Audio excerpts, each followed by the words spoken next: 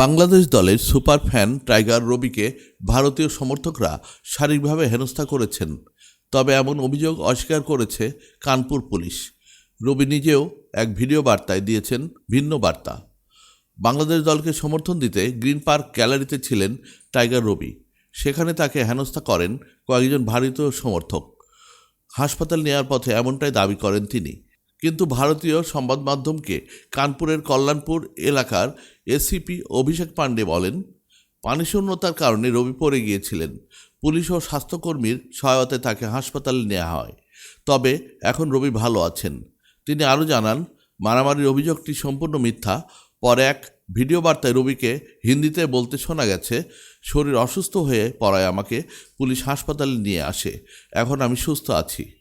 অথচ রবি নিজেই এর আগে দাবি করেছিলেন, সকাল থেকে তাকে উদ্দেশ্য করে গালিগালাজ করছিলেন কয়েকজন ভারতীয় সমর্থক।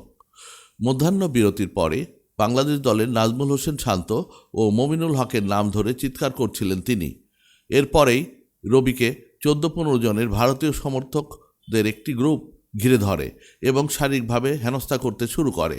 এক পর্যায়ে রবির টাইগার প্রতীক ও বাংলাদেশের পতাকাও ছিঁড়ে ফেলার চেষ্টা করা হয়। রবি বাধা দিলে তাকে মারধর করে ভারতীয় সমর্থকরা। বাংলাদেশের প্রায় সব সিরিজ ও আন্তর্জাতিক টুর্নামেন্টে টাইগার বেশি গ্যালারিতে দেখা যায় তাকে।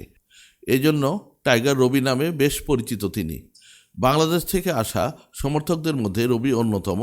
লম্বা সময় ধরেই বাংলাদেশ দলের বিভিন্ন সিরিজে মাঠে গর্জন তোলেন তিনি।